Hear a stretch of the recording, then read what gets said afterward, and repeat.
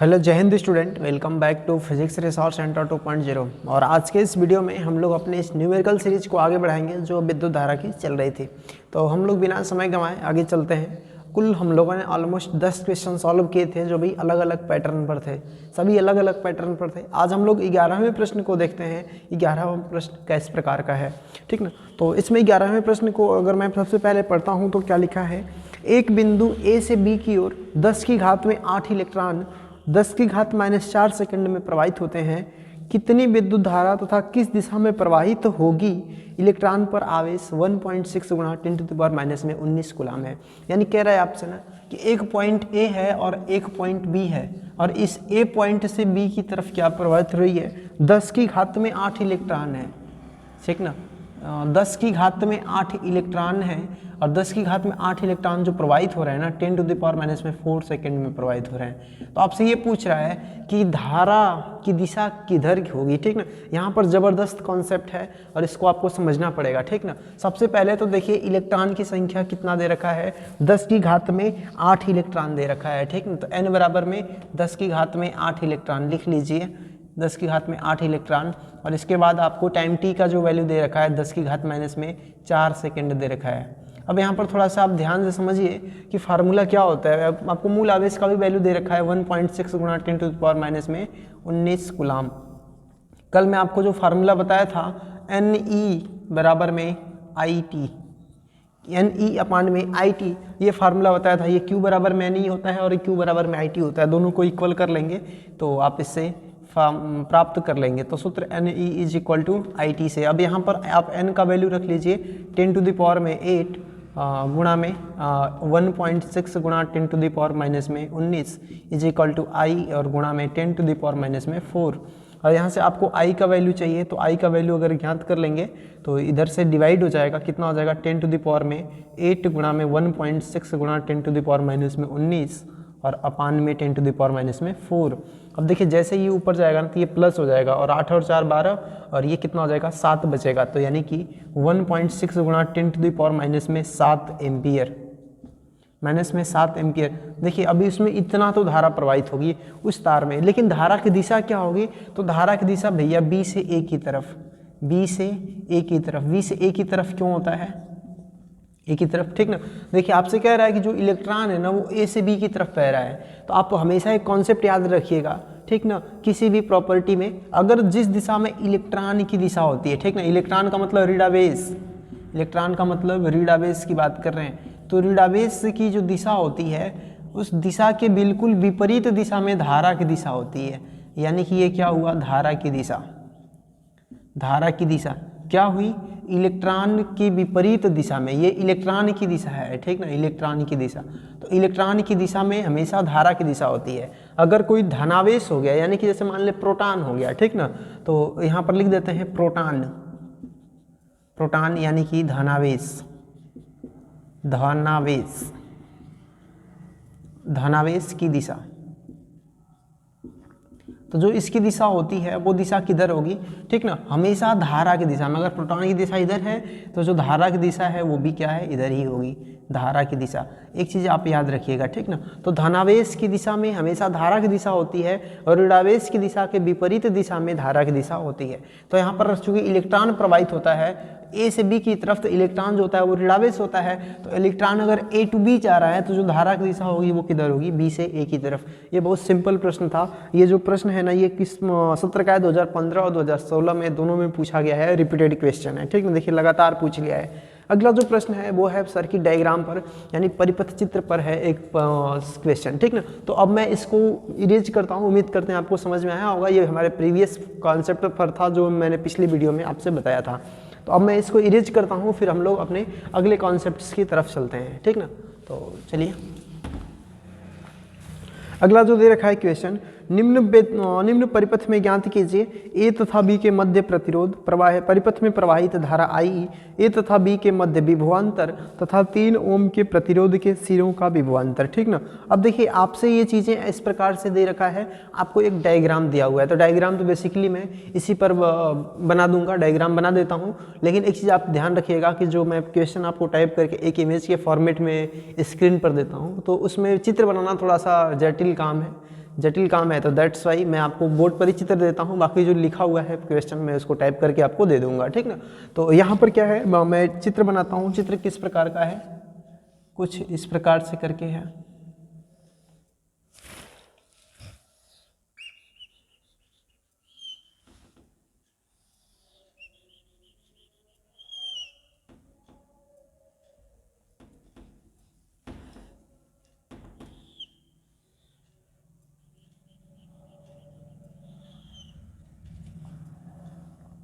ठीक है, ये दोनों जुड़ जाते हैं, ठीक ना। चित्र थोड़ा बड़ा बन गया, कोई दिक्कत नहीं है।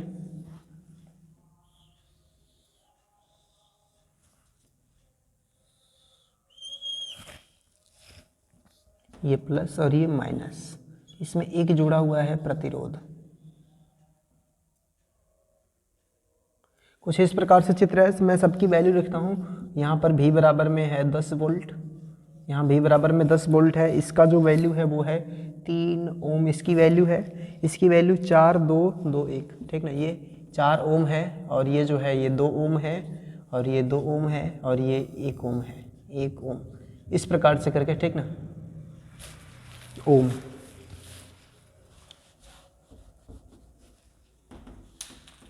एक ओम, ठीक ना, इस प्रकार से करके दे रखा है।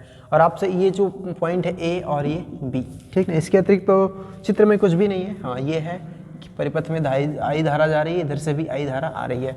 इसमें जो पहला प्रश्न है ना, जो पहला प्रश्न दे रखा है ए तथा बी के मध्य प्रतिरोध, ए तथा बी के मध्य प्रतिरोध,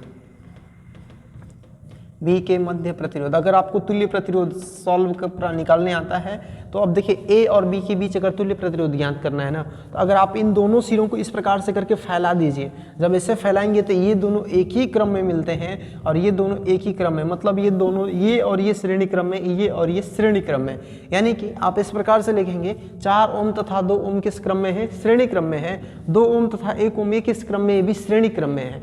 जब इन दोनों को श्रेणी क्रम में जोड़ लीजिएगा तो इसका जो तुल्य प्रतिरोध आएगा और इसका जो तुल्य प्रतिरोध आएगा वो दोनों किस में होंगे, समांतर क्रम में होंगे, ठीक ना। तो यहाँ पर आप लिखिएगा 4 ओम, ठीक ना, 4 ओम तथा 2 ओम, 4 ओम तथा 2 ओम श्रेणी क्रम में है, श्रेणी क्रम में है। अतः इनका तुल्य प्रतिरोध, अतः इनका तुल्य प्रतिरोध, अब जो इनका तुल्य प्रतिरोध आएगा उसे मान लेते हैं कितना है, R1 है। तो श्रेणी क्रम में है तो कितना, 4 और प्लस में 2 यानी कि कितना आ गया, 6 ओम आ गया।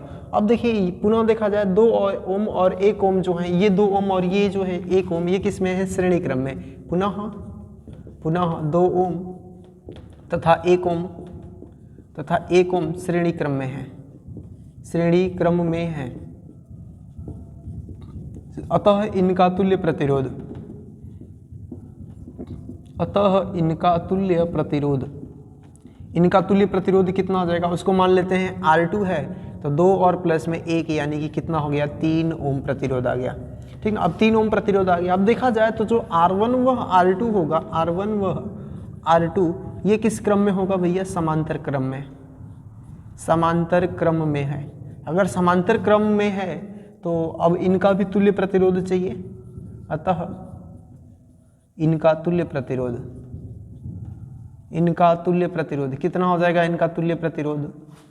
अब देखिए तो इनका तुल्य प्रतिरोध मान लेते हैं कि R डैश है तो R डैश का मतलब R1 R2 बटा में R1 प्लस में R2। आप इस फार्मूले का प्रयोग करते होंगे, वही फार्मूला है, बस इसको थोड़ा सॉल्व कर दिया गया है। R1 का वैल्यू कितना आया, 6, R2 का वैल्यू कितना आया, 3 और बटा में 6 और प्लस में 3, तो कितना हो गया, 6 3 18 बटा में 6 3 9, यानी डिवाइड करेंगे तो 2 ओम आ गया। तो ये आपका आंसर आ जाता है ए और बी के बीच तुल्य प्रतिरोध, ठीक ना। ये बहुत सिंपल सा क्वेश्चन था, पहला वाला सॉल्व हो गया, ठीक ना। अब उम्मीद करते हैं कि आपको पहला क्वेश्चन समझ में आया होगा। दूसरा है परिपथ में प्रवाहित धारा I की गणना करनी है, ठीक ना। परिपथ में प्रवाहित धारा कितनी गणना करनी है, I की गणना करनी है कि इस I का वैल्यू कितना है। अब देखिए यानी कि इस I का वैल्यू ज्ञात करना है कि I का वैल्यू कितना है। तो I की वैल्यू को पता करने के लिए आपको पूरे परिपथ का तुल्य प्रतिरोध चाहिए। अभी यहाँ पर भी एक तुल्य प्रतिरोध है, ठीक ना, सॉरी तुल्य प्रतिरोध नहीं, यहाँ पर भी एक प्रतिरोध है। तो अब हमें पूरे परिपथ का जो तुल्य प्रतिरोध चाहिए ना, दूसरे प्रश्न को भी मैं इसी पर सॉल्व कर देता हूँ। यहाँ पर लिख देते हैं दूसरा प्रश्न। तो पूरे परिपथ का तुल्य प्रतिरोध, पूरे हमें क्या चाहिए क्या, वो पहले लिख लेते हैं। परिपथ में प्रवाहित धारा आई, परिपथ में प्रवाहित धारा आई, क्वेश्चन लिखते हैं उसके बाद सॉल्व करेंगे। परिपथ में प्रवाहित धारा आई, ठीक ना। तो ये हमें प्रश्न पूछ रखा है। तो परिपथ में प्रवाहित धारा आई के लिए क्या चाहिए भाई, कुल प्रतिरोध बटा में कुल विभव बटा में जो इसका प्रतिरोध है उसे डिवाइड कर देंगे। तो सबसे पहले हमें परिपथ का तुल्य प्रतिरोध चाहिए। तो जो तुल्य प्रतिरोध होगा, तुल्य प्रतिरोध, अब एक चीज़ आप ध्यान समझना कि जो तुल्य प्रतिरोध R होगा इसका वैल्यू किसके बराबर होगा। अब हमने इस पूरे संयोजन का तुल्य प्रतिरोध ज्ञात कर दिया है। अब इस पूरे संयोजन का तुल्य प्रतिरोध ज्ञात किया है तो इसका जो वैल्यू आया है वो कितने के बराबर आया है, लगभग 2 ओम के बराबर आया है ना। A से B के बीच जो प्रतिरोध आया है वो कितना आया है, 2 ओम आया है। तो अब हम लोग इसको मान लेते हैं कि ये 2 ओम है। अब ये जो डायग्राम बन जाएगा कुछ इस प्रकार से करके बन जाएगा, यानी कि इधर प्लस और इधर एक माइनस, और ये इस प्रकार से बन गया। ये 2 ओम हुआ और ये नीचे कितना हो गया, 3 ओम। अब देखिए ये 2 ओम और ये 3 ओम, तो ये दोनों किस क्रम में है, ये दोनों भी तो श्रेणी क्रम में है। जब श्रेणी क्रम में है तो इनका तुल्य प्रतिरोध कितना हो जाएगा, 2 और प्लस में 3, यानी कि सीधे हम लिख दें तो 3 और प्लस में R डैश, ठीक ना। सीधे डायरेक्टली लिख रहे हैं। R डैश का जो वैल्यू है वो कितना है, 2 है, तो 3 प्लस में 2 यानी कि 5 ओम आ जाता है वैल्यू। अब 5 ओम किसका वैल्यू आ जाता है, पूरे परिपथ का तुल्य प्रतिरोध आ जाता है, ठीक ना। पूरे परिपथ का तुल्य प्रतिरोध जो आ गया वो हमारा 5 ओम आ गया। अब आपको धारा I की वैल्यू चाहिए, तो आप यहाँ पर लिखिए धारा I is equal to V बटा में R। धारा I is equal to V बटा में R। V जो है वो 10 वोल्ट है, R जो आया वो 5, यानी डिवाइड कर लेंगे तो कितना आपको मिल जाती है वैल्यू, 2 एम्पियर की वैल्यू मिल जाती है। यानी इस पूरे परिपथ में जो धारा बह रही है वो कितने एम्पियर की धारा बह रही है, 2 एम्पियर की धारा बह रही है, ठीक ना। देखो बहुत बस कैलकुलेशन है, आपको लिखना पड़ेगा, कैलकुलेशन है, लेकिन है बिल्कुल ईजी, इसमें कुछ है नहीं। तो धारा I is equal to V बटा में R, 10 बटा में 5 यानी कि 2 एम्पियर धारा आ जाती है। अब हम लोग तीसरे प्रश्न को देखते हैं। पूछ रहा है A व B के मध्य विभवांतर कितना होगा, ठीक ना। A व B के बीच कितना विभवांतर कितना होगा। अब देखिए जैसे A और B के बीच हम लोग विभव की बात करेंगे ना, तो A और B के बीच तुल्य प्रतिरोध कितना था, तुल्य प्रतिरोध जो था वो कितना था आपका, 2 ओम था, ठीक ना। 2 ओम था। इसमें धारा कितनी जा रही है भैया, 2 एम्पियर की जा रही है। तो इसके पूरे सिरों के बीच जो विभवांतर आएगा V बराबर में IR का मतलब आप उसको डिवाइड कर 2 दूना 4, तो 4 वोल्ट आएगा। परंतु हम लोगों को लिख करके दिखाना है, तो अब हम लोग इसको मिटाते हैं और मिटा करके आगे चलते हैं, ठीक ना। अब इसको मैं इधर ये जो पहला सॉल्यूशन है इसको मिटाते हैं, फिर तीसरे वाले को सॉल्व करेंगे। अपने इस सर्किट को पूरा कर देते हैं, सॉरी मार्कर, अपने इस सर्किट को पूरा कर देते हैं कि सर्किट कहाँ से, ये इस प्रकार से और ये यहाँ पर। तो तीसरे क्वेश्चन में आपसे पूछ रहा है A व B के बीच विभवांतर, A व B के बीच विभवांतर। तो A व B के बीच जो विभवांतर है वो कितना हो जाएगा। अब देखो A व B के बीच जो विभवांतर होगा किसके बराबर होगा, धारा गुणा में A व B के बीच तुल्य प्रतिरोध, A व B के बीच तुल्य प्रतिरोध,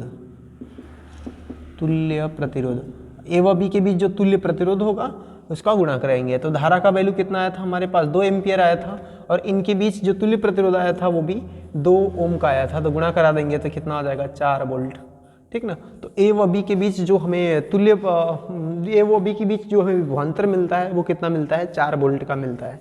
अगला जो हमारा चौथा प्रश्न इसमें कह रहा है कि 3 ओम प्रतिरोध के सिरों का विभवांतर, यानी कि फोर्थ प्रश्न है 3 ओम प्रतिरोध के सिरों का विभवांतर, प्रतिरोध के सिरों का विभवांतर, 3 ओम प्रतिरोध के सिरों का विभवांतर।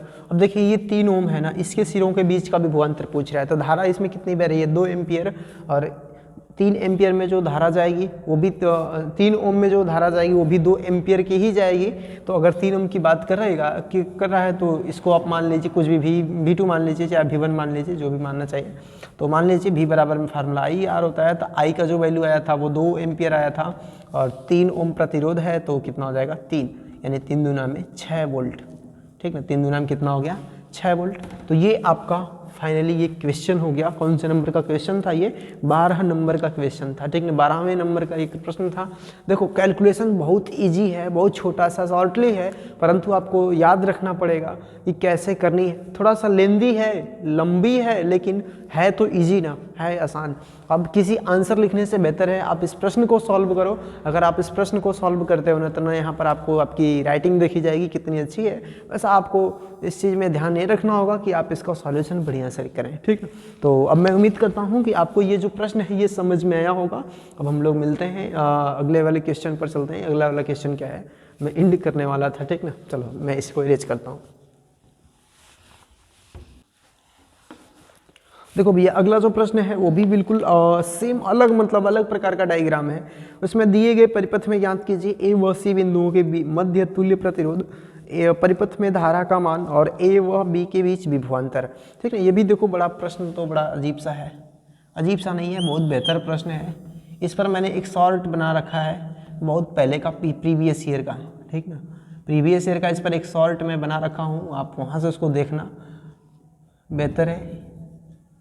बिल्कुल 1 मिनट में आपको मैं इसका सॉल्यूशन बता दिया था वहाँ पर, तो 1 मिनट में इसका सॉल्यूशन बता दिया था कि 1 मिनट में सॉल्यूशन क्या होगा।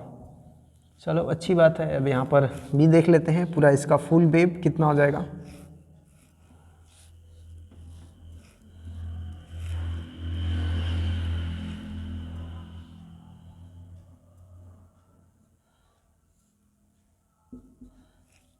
यहाँ पर है 2 वोल्ट और ये जो है इससे कनेक्टेड है। इस प्रकार से करके ये पॉइंट है ए, ये पॉइंट बी और ये पॉइंट सी, ठीक ना। वैल्यू कितना है? 1 ओम का वैल्यू है। ये वैल्यू कितना है? 1 ओम का वैल्यू है। और ये कितना वैल्यू है आपका? 2 ओम का वैल्यू है, ठीक ना। अब प्रश्न लिख देते हैं। प्रश्न क्या है? पहला जो इसमें प्रश्न पूछ रखा है, ए व सी बिंदुओं के मध्य तुल्य प्रतिरोध, ए व सी बिंदुओं के मध्य तुल्य प्रतिरोध, के मध्य तुल्य प्रतिरोध। दूसरा जो प्रश्न है यहीं पर लिख देते हैं। दूसरा जो प्रश्न है वो क्या है? परिपथ में धारा का मान, परिपथ में धारा का मान, ठीक ना। अब देखिए परिपथ में धारा का मान। अब इसके आगे जो तीसरा प्रश्न है वो क्या दे रखा है आपसे? हाँ, ए व बी के बीच विभवांतर, ए व बी के बीच विभवांतर, ए व बी के बीच विभवांतर। ये जो प्रश्न है ना 2014 और 2015 दोनों की बोर्ड परीक्षाओं का है। 2014 और 2015 दोनों की बोर्ड परीक्षाओं का ये प्रश्न है और आप इसको ध्यान से समझो। क्या है? पहले ए व सी बिंदुओं के बीच तुल्य प्रतिरोध चाहिए ना। ए व सी बिंदुओं के बीच अगर आपको तुल्य प्रतिरोध चाहिए तो आप पहले देखो कि क्या होगा, ठीक ना। तुल्य प्रतिरोध चाहिए ए व सी बिंदुओं के बीच। तो आप ये याद रखना, आपको अगर ए और सी चाहिए ना तो इन दोनों को श्रेणी क्रम में जोड़ेंगे और इनका जो तुल्य आएगा इसके साथ उसको समांतर में जोड़ेंगे। अगर आपको ए सी का चाहिए, अगर आपको ए बी का तुल्य प्रतिरोध चाहिए तो इन दोनों को श्रेणी में जोड़ेंगे, इनका जो तुल्य आएगा इसके साथ समांतर में जोड़ेंगे। परंतु हमसे पूछा क्या है? ए सी का पूछा है, पहले वाले का, ठीक ना। तो पहले वाले का सॉल्यूशन लिखेंगे तो क्या बताएंगे? 1 ओम और वो 1 ओम किस क्रम में है? आपके श्रेणी क्रम में है। तो 1 ओम तथा 1 ओम श्रेणी क्रम में है, श्रेणी क्रम में है। अगर वो श्रेणी क्रम में है तो इनका जो तुल्य प्रतिरोध वो कितना मान लेते हैं कि R डैश है, तो 1 + 1 यानी कि कितना आ जाएगा? 2 ओम आ जाएगा, ठीक ना, श्रेणी क्रम में। अब देखो अगर आपको AC के बीच तुल्य प्रतिरोध चाहिए ना तो AC के बीच तुल्य प्रतिरोध, AC के बीच तुल्य प्रतिरोध, इसी के बीच जो तुल्य प्रतिरोध होगा वो कितना हो जाएगा?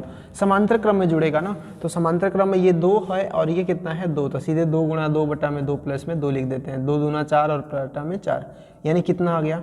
1 ओम आ गया, ठीक ना। कितना ओम आ गया? 1 ओम आ गया ए व सी के बीच तुल्य प्रतिरोध। अब एक बात याद रखेंगे, जो बैटरी हमने जोड़ रखा है वो ए और सी बिंदुओं से जोड़ रखा है। जब ए और सी बिंदुओं से जोड़ रखा है तो ये हमारे अगले प्रश्न में काम आएगा। परिपथ में धारा का मान पूछा है, तो परिपथ में जो धारा बहेगी वो ए और सी बिंदुओं से होकर के ही गुजरेगी। जब ए और सी से होकर के गुजर रही है तब इस पॉइंट्स पर हमें याद रखिएगा कि हमें जो धारा का मान कैलकुलेट करने के लिए जो प्रतिरोध चाहिए ना, वो ए सी के मध्य का ही प्रतिरोध लेंगे, ठीक ना। तो दूसरे प्रश्न में भी परिपथ में जो धारा I का मान होगा, I इज इक्वल टू कितना, V बटा में R। V कितना वोल्ट है, 2 वोल्ट है, और बटा में यहाँ पर जो है आपसे प्रतिरोध, तुल्य प्रतिरोध है वो कितना, 1 ओम है।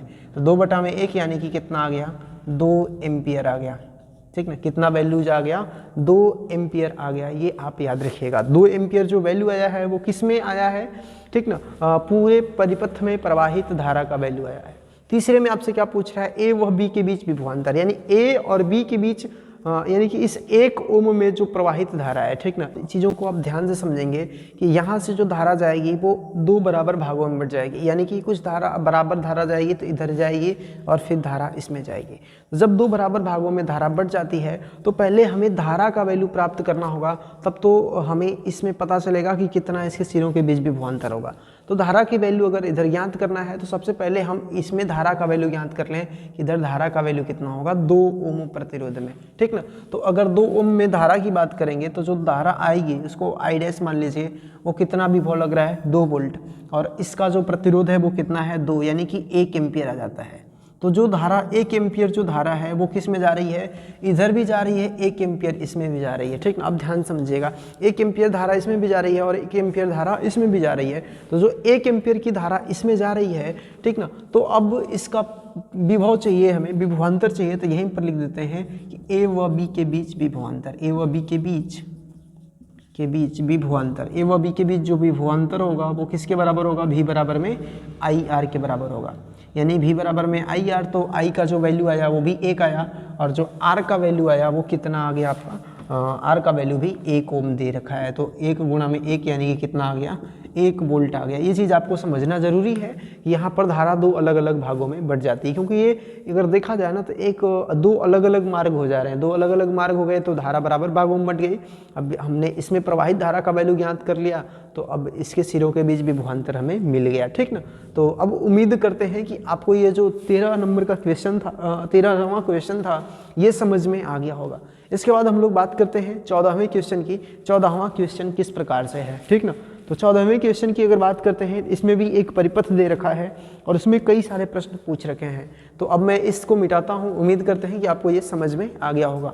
अब इसके बाद हम लोग अगले क्वेश्चन की बात कर रहे हैं, ठीक है। अगला जो प्रश्न है वो भी संलग्न परिपथ में ज्ञात कीजिए, ठीक है। इसमें भी तुल्य प्रतिरोध ज्ञात करना है, परिपथ में प्रवाहित कुल धारा ज्ञात करनी है, और ए व बी बिंदुओं के बीच विभवांतर ज्ञात करना है। ये 2019 का प्रश्न है। इसमें मैं बनाता हूँ चीज़, परिपथ पहले कैसे बना हुआ है परिपथ, ठीक ना। तो परिपथ को हम लोग बनाते हैं, यहाँ पर एक जुड़ा हुआ है कुंजी, ठीक है, एक कुंजी जुड़ा हुआ है, यहाँ पर है प्रतिरोध, 3 प्रतिरोध हैं।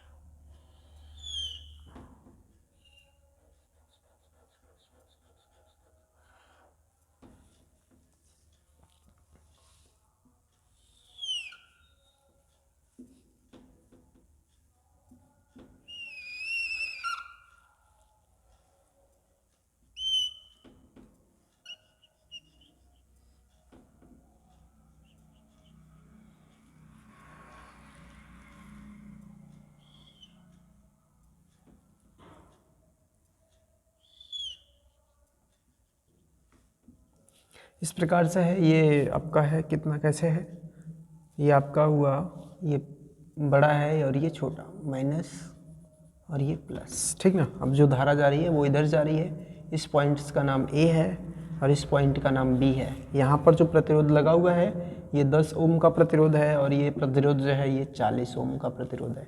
इधर जैसे आएंगे तो ये है 30 ओम का प्रतिरोध, और ये है 20 ओम का प्रतिरोध, और ये जो है ये है 60 ओम का प्रतिरोध, ठीक ना। और इधर ये जो इसकी वोल्टता है वो कितना है, 12 वोल्ट की है, ठीक ना, 12 वोल्ट। इस इतनी भी वोल्टता देखें, ये आपका चित्र देखा है, ज़्यादा जटिल चित्र तो नहीं है। अब प्रश्न की बात करते हैं, प्रश्न क्या क्या चीज़ है, संलग्न परिपथ में ज्ञात करिए, वो डॉट डॉट डॉट मैं नहीं लिख रहा हूँ। पहला है तुल्य प्रतिरोध, तुल्य प्रतिरोध चाहिए, दूसरे प्रश्न में क्या कह रहा है कि परिपथ में प्रवाहित कुल धारा, परिपथ में प्रवाहित कुल धारा, प्रवाहित कुल धारा, कुल धारा। जो तीसरा प्रश्न है वो क्या दे रखा है, वो ये है कि ए व बी बिंदुओं के बीच विभवांतर, ए व बी बिंदुओं के बीच विभवांतर, के बीच विभवांतर, ठीक ना। ये जो प्रश्न है ये किस सत्र का है, 2019 की बोर्ड परीक्षा का ये प्रश्न है, ठीक ना। और आपको यहाँ पर समझना पड़ेगा क्या क्या चीज़ें दे रखी हैं। सबसे पहले आपको तुल्य प्रतिरोध पूछ रहा है ना, तो आपको देखो एक एक इसको पार्सली अलग अलग सॉल्व करो। इसको देखिए यहाँ पर क्या है कि ये दोनों किस क्रम में है, समांतर क्रम में है, ठीक ना। ये दोनों किस क्रम में होंगे, समांतर क्रम में होंगे। यहाँ पर 30 ओम, 20 ओम और 60 ओम ये तीनों भी समांतर क्रम में होंगे। जब ये समांतर क्रम और ये भी समांतर क्रम, तो इनका जो तुल्य आएगा और इनका जो तुल्य आएगा वो दोनों किस क्रम में होंगे, श्रेणी क्रम में होंगे। श्रेणी क्रम की परिभाषा आपको पता होगी, श्रेणी क्रम संयोजन किसे कहते हैं कि जब प्रतिरोध के, अगर कोई प्रतिरोध उसका 2 सिरा है तो पहला सिरा जो होगा बैटरी के एक सिरे से दूसरा प्रतिरोध का जो दूसरा सिरा होगा, ठीक ना, पहले प्रतिरोध का दूसरा सिरा दूसरे प्रतिरोध के पहले सिरे से, दूसरे प्रतिरोध का दूसरा सिरा तीसरे प्रतिरोध के पहले सिरे से, और तीसरे प्रतिरोध का जो दूसरा सिरा होगा वो बैटरी के दूसरे सिरे से जुड़ा हुआ रहे, तो वो क्या रहेगा आपका श्रेणी क्रम संयोजन रहेगा। समांतर क्रम संयोजन में क्या होगा, सभी प्रतिरोधों का एक सिरा बैटरी के एक सिरे से और सभी प्रतिरोधों का दूसरा सिरा बैटरी के दूसरे सिरे से जुड़ा हुआ रहता है, तो वो समांतर क्रम है। यहाँ पर देखिए सभी प्रतिरोधों का एक सिरा किसी एक बिंदु से जुड़ा हुआ है, जो दूसरा सिरा है वो दूसरे बिंदु से जुड़ा हुआ है। यहाँ पर भी देखिए क्या होगा कि इसका भी दोनों का एक सिरा एक बिंदु से जुड़ा हुआ है और दूसरा सिरा एक बिंदु से जुड़ा हुआ है। जब इनको आप इक्विवेलेंट प्राप्त कर लेंगे तो ये एक बन जाएगा और ये एक बन जाएगा, तो ये दोनों फिर किस क्रम में हो जाएंगे, श्रेणी क्रम में हो जाएंगे। तो हम लोग इसको लिखते हैं पहले प्रश्न का आंसर, ठीक ना। तो पहले प्रश्न के आंसर की बात 10 ओम व 40 ओम किस क्रम में है, समांतर क्रम में है, ठीक ना। तो 10 ओम तथा 40 ओम, 40 ओम किस क्रम में है, समांतर क्रम में है, समांतर क्रम में है। अगर समांतर क्रम में है तो जो तुल्य प्रतिरोध मान लेते हैं कि R1 है वो कितना हो जाएगा भैया आपका समांतर क्रम का वैल्यू 10 गुणा में 40 और बटा में 10 प्लस में 40, ठीक ना। ये R1 R2 बराबर, ये फार्मूला आप लगा लेंगे, गुणा कर लिए कितना हो जाएगा 400 और 40 और 10 कितना हो जाएगा 50, कितना आ गया 8 ओम आ गया इनका तुल्य प्रतिरोध।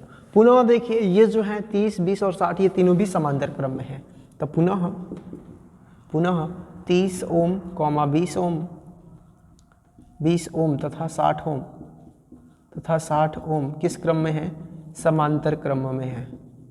अगर समांतर क्रम में है तो इसकी बात करते हैं इनका जो तुल्य प्रतिरोध।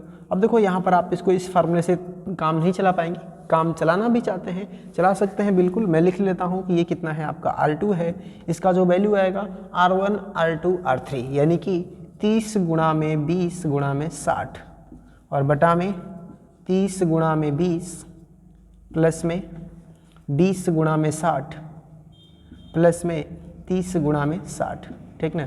ये आपका आंसर आएगा जो भी आए। अब गुणा कराइए, 3 दूना 6, 6 6 के 36, तो 36 हो गया और ये कितना 0 1 2 3, 36,000 ऊपर हो गया, नीचे कितना हो जाएगा ये 600 हुआ और ये कितना हुआ आपका 1200 हुआ और ये कितना हुआ प्लस में आपका 1800 हुआ, ठीक ना। 1800 हुआ। अगर आप इनको क्या कर लीजिए ऐड कर लीजिए तो कितना हो गया 18 12 3 और 6 36, यानी 36,000 ऊपर आया, 36,000 जो आया वो आपका ऊपर आया। नीचे जो वैल्यू आती है वो आपकी कितनी आती है 3600 आती है। 2 जीरो से 2 जीरो उड़ा दीजिए और जब आप इसको डिवाइड करेंगे कितना आ जाएगा 10 ओम आ जाएगा, ठीक ना, 10 ओम आ जाएगा। देखो कितना इजी है, लेकिन आपके लिए हो सकता है कहेंगे कि कौन सा नया फार्मूला उपयोगी। भाई ये नया फार्मूला नहीं है। देखो आपको मैं इसका समरी दे दूँ ना, तो समरी देंगे क्या दे दें, चलो यहाँ पर दे देते हैं। अगर 1/r इज इक्वल टू आप लिखेंगे 1/r1 plus 1/r2 plus 1 R R3, इस प्रकार से लिखेंगे। और आप अगर इसका एलसीएम ले लीजिए तो कितना हो जाएगा R1 R2 और R3, इस प्रकार से लिखेंगे ना। तो आप अगर यहाँ पर देखिए तो अगर डिवाइड करिए तो R2 R3 आएगा प्लस में R1 R3 आएगा प्लस में R1 R2 आएगा, इस प्रकार से लिखेंगे। ये 1/r की वैल्यू है। तो अगर आप आर का वैल्यू ज्ञात करेंगे तो कितना हो जाएगा, ये ऊपर चला जाएगा, ये नीचे आ जाएगा। सेम काम तो मैंने भी किया है, ठीक ना, इसका गुणा फिर इसका गुणा फिर इसका गुणा, तीनों को ऐड कर दिया है, ऊपर तीनों का मल्टीप्लाई कर दिया है, 10 ओम आएगा। वैसे भी आप अगर ज्ञात करिए तो वो भी कितना आएगा आपका 10 ओम ही आने वाला है, अधिक नहीं आएगा। यानी कि 1/30 प्लस 1/20 प्लस 1/60, एलसीएम लेंगे कितना आएगा 60 आ जाएगा। 30 दूना 60, 2 और प्लस में 20 3 60 और प्लस में 1 3 2 5 और 1 6/60। यानी जब आप इसको आर का वैल्यू ज्ञात करेंगे तो कितना हो जाएगा 60/6 यानी 10 ओम ही आएगा, ठीक ना। तो परेशान होने की बात नहीं है, ये सेम वैसा ही फार्मूला है, ठीक ना। तो हमने थोड़ा सा अलग करने की कोशिश की है, अलग करने की कोशिश की। तो अब इनका जो तुल्य प्रतिरोध आया ये 10 ओम है, इसका जो तुल्य प्रतिरोध वो कितना आ गया 8। अब ये दोनों किस क्रम में है, श्रेणी क्रम में है। तो यहाँ पर लिख लीजिए R1 तथा R2, ठीक है, चूंकि R1 तथा R2 किस क्रम में है, श्रेणी क्रम में है। अगर ये श्रेणी क्रम में है तो इनका तुल्य प्रतिरोध, तो इनका जो तुल्य प्रतिरोध आ जाएगा वो कितना आ जाएगा, तुल्य प्रतिरोध दोनों को जोड़ दीजिए, श्रेणी क्रम का जो तुल्य प्रतिरोध R मान लीजिए, तो R1 प्लस में R2 यानी कि 8 और प्लस में 10, टोटली अगर बात करें तो कितना ओम आ गया 18 ओम आ गया इनका तुल्य प्रतिरोध। तो ये देखो इनका ये तुल्य प्रतिरोध आ गया, पहला क्वेश्चन का आंसर आ गया। पूरे परिपथ का जो तुल्य प्रतिरोध 18, ये हमारे अगले प्रश्नों में भी काम आएगा। आपको अब अगला पूछ रहा है परिपथ में प्रवाहित कुल धारा, ठीक ना। तो उम्मीद करते हैं ये आपको पहला समझ में आया होगा, तब मैं इसको इरेज करता हूँ, ठीक ना, क्योंकि अब हमें इसकी नीड नहीं है। तो आप ये भी वैल्यू याद रखिएगा, आप ये भी वैल्यू याद रखिएगा, ठीक ना। तो आगे चलते हैं हम लोग।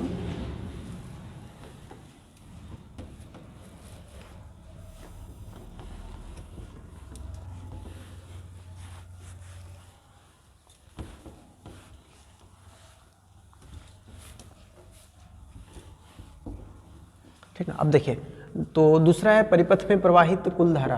परिपथ में प्रवाहित कुल धारा की बात करेंगे तो धारा I बराबर में फार्मूला लगाएंगे, I बराबर में V/R।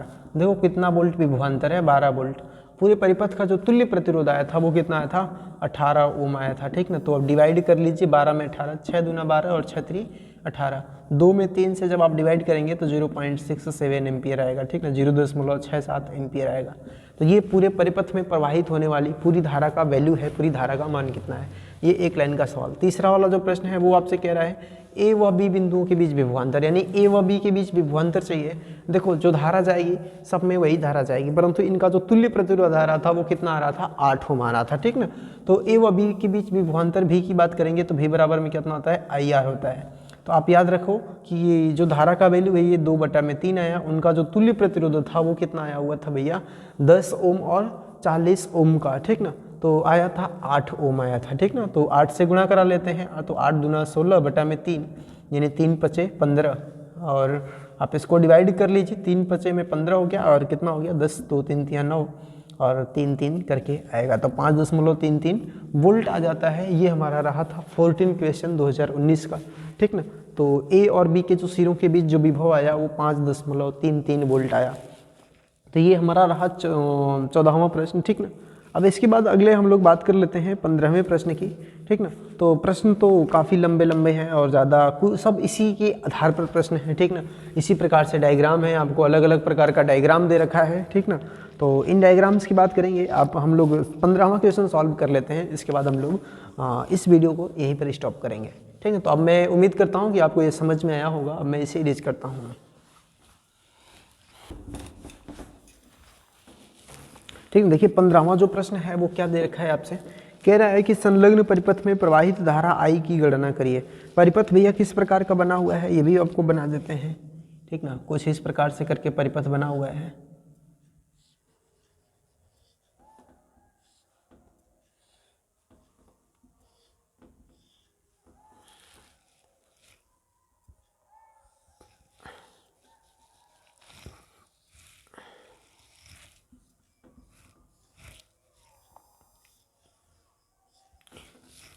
ये प्लस माइनस और ये 10 वोल्ट है, ठीक ना। इसका जो वैल्यू है वो है 4 ओम है। इधर से धारा करंट I बह रही है, यहाँ पर भी धारा जा रही है, यहाँ पर भी धारा जा रही है। यहाँ पर क्या है 2 ओम है और यहाँ पर क्या है 2 ओम है, यहाँ पर धारा रिटर्न आ रही है, ठीक ना। ये प्रश्न जो है 2015 और 17 2015 और 2017 दोनों परीक्षाओं में पूछा है। आपको केवल इसमें इतना बताना है कि परिपथ में प्रवाहित जो धारा I की वैल्यू है वो कितनी है, ठीक है, यानी कि परिपथ में प्रवाहित धारा I की जो वैल्यू है वो कितनी है। तो आप पहले ये करेंगे, पूरे संयोजन का तुल्य प्रतिरोध ज्ञात करेंगे। देखो ये किस क्रम में है भैया, समांतर क्रम में है। तो 2 ओम तथा 2 ओम, 2 ओम तथा 2 ओम किस क्रम में है, समांतर क्रम में है। समांतर क्रम में है तो इनका तुल्य प्रतिरोध कितना होगा, समांतर क्रम में है तो इनका जो तुल्य प्रतिरोध आ जाएगा वो कितना आ जाएगा, R1 मान लेते हैं, तो कितना 2 गुणा में 2 अपान में 2 प्लस में 2 यानी कि 4 बटा में 4 यानी कि 1 ओम आ गया इनका तुल्य प्रतिरोध। अब देखो जो R1 है ना, अब ये इसके साथ किस क्रम में है, श्रेणी क्रम में है। तो आप यहाँ पर लिखेंगे R1 तथा 4 ओम श्रेणी क्रम में है, श्रेणी क्रम में है। अगर श्रेणी क्रम में है तो क्या इनका तुल्य प्रतिरोध कितना हो जाएगा, तो R बराबर में R1 प्लस में 4, R1 का जो वैल्यू आया वो 1 और प्लस में 4 यानी कि 5 ओम जो प्रतिरोध आया वो टोटल पूरे परिपथ का तुल्य प्रतिरोध आ गया, ठीक ना, 5 ओम आ गया। आपको किसकी वैल्यू चाहिए, धारा I की वैल्यू चाहिए। तो परिपथ में प्रवाहित धारा I, परिपथ में प्रवाहित धारा I, परिपथ में जो प्रवाहित धारा I का वैल्यू वो कितना हो जाएगा, V बटा में R। V का वैल्यू है भैया 10 वोल्ट और R का जो वैल्यू वो 5 है। डिवाइड कर दीजिए, कितना आ गया, 2 एम्पियर आ गया, ठीक ना। तो जो पूरे परिपथ में प्रवाहित धारा का वैल्यू है वो कितना है, 2 एम्पियर है। तो ये रहा इस क्वेश्चन का आंसर 2015 और 17। ये भी रिपीटेड क्वेश्चन है। तो अब मैं उम्मीद करता हूँ कि आपको ये सारे क्वेश्चन समझ में आए होंगे। मैंने इसमें केवल 5 क्वेश्चन ले पाया क्योंकि इसमें कैलकुलेशन ज़्यादा है, ज़्यादा लिखना पड़ रहा है तो टाइम तो लगेगा, परंतु अगर आप एक बार इनको समझते हो तो शायद आपके लिए बेहद आसान हो जाएगा बाकी सारे क्वेश्चन। तो उम्मीद करते हैं कि आपको ये सारी चीज़ें समझ में आई होंगी। अब हम लोग मिलते हैं नेक्स्ट वीडियो में, तब तक के लिए जय हिंद।